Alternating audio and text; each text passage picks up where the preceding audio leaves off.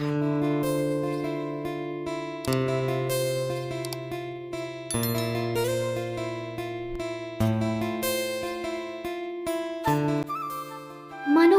குடும்பத்தின் தொழிலை ஏற்காமல் இருந்தது சுந்தரத்திற்கு வருத்தமே. தொழிலில் 2 மாதங்களில் ஈட்டும் லாபம் மனோகர் ஆண்டு வருமானம். சுந்தரத்திற்கு இருந்தது அனுபவ ஞானம். சக்திவேலன் படித்தது வணிகம். அவர்கள் தொழில்முறை படிப்பை மனோகர் தேர்ந்தெடுத்த போது குடும்பத்தில் அனைவரும் மகிழ்ச்சி அடைந்தனர். ஆனால் இறுதி ஆண்டில் அவன் ஒரு பன்னாட்டு நிறுவன வேலையை சம்பாதித்திருந்தான். அது பெரிய இயந்திரங்கள் தயாரிக்கும் நிறுவனம். சம்பளம் பெரிய அளவில் இல்லை. ஆனால் பிடிவாதமாக அந்த வேலைக்கு செல்ல தீர்மானித்து விட்டான். 1ஆம் ஆண்டு அடிப்படை பொறியாளன் என்ற நிலையில் இருந்தான். அவன் செய்த வடிவமைப்புகள் எல்லோராலும் பாராட்டப்பட்டது. அடுத்த ஆண்டே அவனுக்கு பெரும் ஊதிய உயர்வும் பதவி உயர்வும் கிடைத்தது. அவன் வளர்ச்சி யாரும் எதிர்பாராத வண்ணம் இருந்தது. வெளிநாட்டு பயணங்கள் செய்ய நேர்ந்தது. முதலில் மகன் இப்படி அலைகிறான் என்ற கவலை இருந்தாலும் பிறகு அவன் வளர்ச்சி 100 ஒருவர் அடைவதே அபூர்வம் என்று அறிந்து மகிழ்ந்தனர் சுந்தரம் தம்பதியினர். வருடத்தில் 3-4 முறை வெளிநாட்டு பயணம் என்று சுற்றுவான். அப்படி இருந்த நேரத்தில் தான் சக்திவேலுக்கு திருமணம் முடிவானது. ஒரு முறை மனோகரன் ஊருக்கு வந்த போது அண்ணனுக்கு வரன் பார்ப்பதாக தெரிந்தது. சக்திவேலன் திருமணத்தன்று இவர்கள் குடும்பத்தை வரவேற்க பெண் வீட்டார், அதாவது இந்து பெற்றோர் மண்டபத்தில் இருந்தனர். அப்போது அறிமுகப்படுத்தி வைத்தார். அப்போதுதான் மணப்பெண்ணும் உடன் சில பெண்மணிகளும் ஒரு வேனில் வந்து இறங்கினர். அது 8 பேர் அமரக்கூடிய வாகனம். இங்கு பின்புறம் இருந்த இருக்கைக்கு செல்லவும் வெளியே வரவும் முன்புறம் இருக்கும் இருக்கைகளை மடக்க வேண்டும். பின்புறம் இருந்த சீட்டில் அமர்ந்திருந்த ஒரு சிறு பெண் இறங்கும் முன் இருபுறமும் கதவை அடைத்து விட்டனர். அந்த பெண் உள்ளிருந்தபடி தட்டி கொண்டிருந்தாள். அதற்குள் மணப்பெண்ணுக்கு ஆரத்தி எடுக்க வந்து விட்டனர். இதை கவனித்துக் கொண்டிருந்த மனோகர் வண்டியின் அருகில் செல்ல மற்றொரு புறம் வேறு யாரோ அந்த பெண்ணிற்காக கதவை திறந்து விட்டார்கள். கையில் மாலைகள் பூச்சரம் என்று வைத்திருந்த தட்டுகளுடன் அவள் இறங்க அவள் சிறு பெண் ஒன்றும் இல்லை. அந்த வாகனத்தின் உயரத்திற்கு மேல் அவள் சிரம் தெரிந்தது. பார், இந்த அக்காவை கல்யாணம் என்றதும் தங்கையை மறந்துட்டா. மாப்பிள்ளை என்ன இவளை விட்டுட்டு ஓடியா போயிடுவாரு என்று கூறியபடி மாலை தட்டுகளை எடுத்து சென்றாள். அவள் இறங்கினாளா என்பதை இதுவரை யாரும் கவனிக்கவே இல்லை. ஒருத்தருக்காவது எம்எல் அக்கறை இருக்கா என்று புலம்பியவாறு சென்றார். மனோகரும் பின்தொடர்ந்தான். கையில் இருந்த தட்டுகளை வாங்கி கொண்டு, இவள் என் இளைய மகள் சாருமதி என்றாள் தாமரை. தன்னை யாருக்கு அறிமுகம் செய்து வைக்கிறாள் என்று பார்க்க திரும்பினாள் சாருமதி. அவள் யோசிப்பது புரிந்ததும் மனோகர் சக்திவேலின் தம்பி என்று கை குவித்தான். பதிலுக்கு அவளும் கை குவித்தாள். அதற்கு மேல் அவள் நிற்கவில்லை. மணமகன் அறையில் சக்திவேலன் தயாராகி அமர்ந்திருந்தான். எல்லோரும் கேலியும் சிரிப்புமா ஏதோ பேசிக் கொண்டிருந்த போது சட்டென்று யாரோ சொன்னார்கள். உன் மாமனார் விலாசம் இருந்தால் கொடு என்றான் ஒருவன். உனக்கு எதுக்கு என்றான் இன்னொருவன். இப்போதுதான் இவன் மச்சனிச்சியை பார்த்தேன், ரொம்ப அழகு, பேசாமல் இவன் மாமனாரிடம் பெண் கேட்டு விடலாம் என்றுதான். அப்போதுதான் மனோகர் உள்ளே நுழைந்தான். உனக்கு வாய்ப்புகள் குறைவுதான், இதோ உனக்கு போட்டி என்று ஒருவன் மனோகரை காண்பித்தான். புரியாமல் நான் யாருக்கு போட்டி என்றான் மனோகர். இதோ இவனுக்கு தான், நீ இருக்க மணப்பெண்ணின் தங்கைக்கு இவன் ஜோடியாக முடியுமா என்றான் முதலில் பேசியவன். என்ன என்று ஒரு கணம் ஆச்சரியப்பட்டாலும் மனம் உற்சாகத்தில் துள்ளியது. அதற்குள் போதும் இந்த பேச்சு, அவள் இன்னும் சிறு பெண், பள்ளியில் தான் படிக்கிறாள். நீங்கள் யாராவது தொந்தரவு செய்தால் மைனர் பெண்ணை சீண்டியதற்கு தக்க தண்டனை கிடைக்கும், ஜாக்கிரதை என்றான் சக்திவேலன். ஐயோ, தெரியாமல் பேசிவிட்டோம், விட்டால் மாப்பிள்ளையே நம்மை போலீசில் மாட்டி விடுவான் என்று பேசிக் கொண்டிருந்த போது விஜயா வந்து நேரமாகிறது, மேடைக்கு வா என்று சக்திவேலை அழைத்து சென்றாள். இவர்களுக்கு எல்லாம் குடிக்க ஏதாவது கொடு மனோ என்று இளைய மகனை பணித்து விட்டு சென்றாள். இதோ வருகிறேன் என்று அவன் செல்லும் முன், மனோ, நோ ஃபார்மாலிட்டிஸ், இப்போது எதுவும் வேண்டாம், நாங்களும் வருகிறோம் என்று அவனுடன் நடந்தனர். அவர்களாக பின்வரிசையில் அமர குளிபானம் எடுத்து வர மனோகர் சென்றான். அப்போது அவன் நினைவில் முழுக்க சாருமதி தான் நிறைந்திருந்தாள். ஆனால் சக்திவேல் சொன்னது போல் அவள் சிறு பெண் என்று தன் எண்ணங்களுக்கு ஒரு குட்டு வைத்தான்.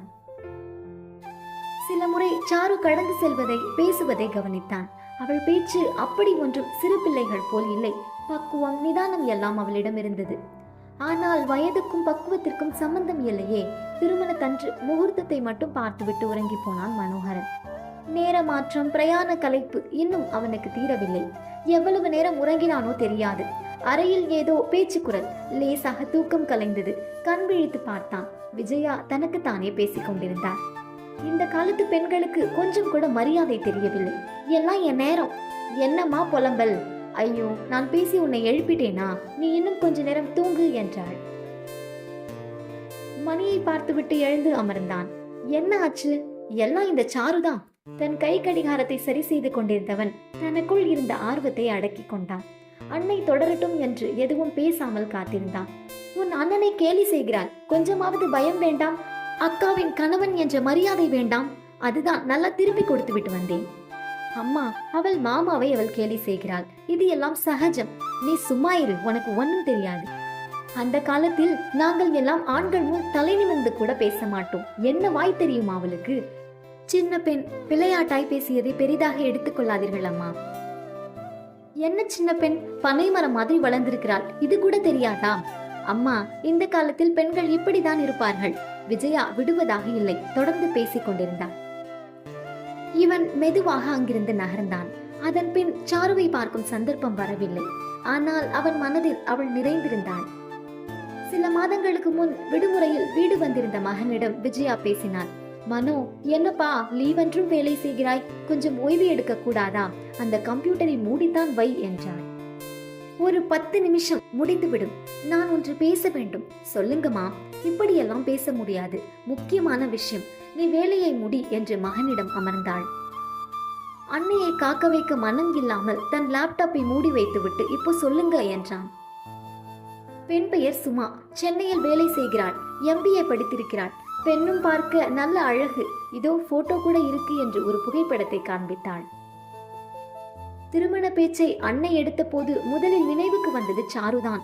ஆனால் அம்மா சுமா என்று வேறேதோ பெயரை சொல்லவும் அவனுக்கு ஆர்வம் இருக்கவில்லை. சாரு இப்போது என்ன செய்து கொண்டிருப்பாள் என்ற எண்ணம் அவ்வப்போது வரும். அவள் படிப்பு முடிந்திருக்குமா? மேலே படிக்க வேண்டும் என்று திட்டம் வைத்திருக்கிறாளா என்று யோசிப்பான்.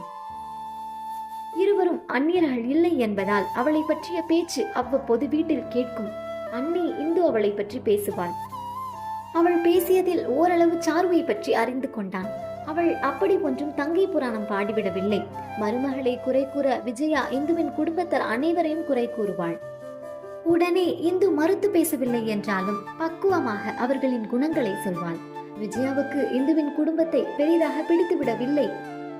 இப்போது இளைய மகனும் அந்த வீட்டு பெண்ணை மணக்க சம்மதிப்பாளா? அவ்வப்போது மனோகர் யோசித்ததுண்டு.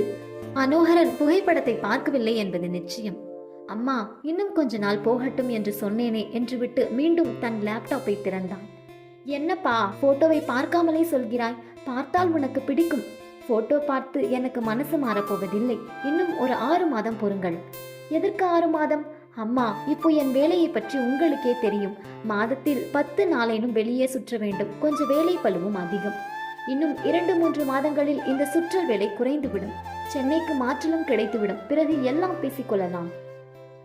நல்ல கதைதான். வேலை எப்போதும் இருந்து கொண்டேதான் இருக்கும். மாற்றல் கிடைக்கும் போது கிடைக்கட்டும். கல்யாணம் என்றால் உடனேவா நடக்கும்? 3 மாதங்களேனும் வேண்டும். கல்யாணம் கூட 6 மாதத்திற்கு பிறகு வைத்துக் கொள்ளலாம். சரிதானே? அம்மா ப்ளீஸ், இப்போது வேண்டாம் என்றான். மகனின் குரலில் கோபம் தெரிந்தது. இன்னும் பேசி கோபத்தை அதிகப்படுத்தி விடக்கூடாது என்று அங்கிருந்து நகர்ந்தாள். இது நடந்து 3 மாதங்கள் கூட இருக்காது. சென்ற முறை அவன் வந்தபோது கூட திருமணம் பற்றி பேசாமல் வேலையிட மாற்றம் பற்றி கேட்டாள் விஜயா. தெரியவில்லை என்று விட்டான். இன்று மட்டும் மகன் ஒப்புக்கொள்ளவா போகிறான் என்று எண்ணி இருந்தாள். மகன் வீடு திரும்பி இருக்க கூடும் என்று கணித்து மனோகருக்கு அழைத்தார் சுந்தரம். தந்தை சாருவை மணக்க சம்மதமா என்றதும் ஒரு கணம் எதுவும் பேசாமல் நின்றான். தந்தை மறுமுறை கேட்டதும் தான் சந்தோஷத்தை பெரிதாக காட்டிக்கொள்ளாமல் உங்கள் விருப்பம் என்றான். ஒருவேளை நேரில் இது பற்றி பேசியிருந்தால் அவன் முகமே அவன் சம்மதத்தை எல்லோருக்கும் தெரியப்படுத்தியிருக்கும். ஆனால் சாருவை பற்றி பேசியதும் உடனே திருமணத்திற்கு சம்மதம் தெரிவித்தான் மனோகர். ஒருவேளை தந்தை கேட்டதனால் ஒப்புக்கொண்டானா என்ற சந்தேகம் விஜயாவிற்கு வந்தது. மனோகரன் எப்போதுமே அப்படித்தான். தாயிடம் எல்லா விஷயங்களிலும் வாதம் செய்வான். ஆனால் தந்தையிடம் எல்லாவற்றிற்கும் சரி என்று விடுவான். தந்தையிடம் பயம் என்று இல்லை. அவர்கள் இருவருக்கும் நல்ல புரிதல் இருப்பது விஜயாவுக்கும் தெரியும். ஒருவேளை சுமாவை பற்றி தந்தை சொல்லியிருந்தால் சம்மதம் தெரிவித்திருப்பானோ என்ற சந்தேகம் தோன்றியது. விஜயாவிற்கு சுமாவை பிடித்த அளவு சாருவை பிடிக்கவில்லை என்றுதான் சொல்ல வேண்டும். சுமா வசதியான வீட்டில் ஒரே மகள், நல்ல படிப்பு, அழகு. சுமாதான் மருமகளாக வர வேண்டும் என்று எண்ணினாள். ஆனால் மகனின் விருப்பம் வேறாக இருக்கவும் சற்றே ஏமாற்றம் அடைந்தாள் விஜயா.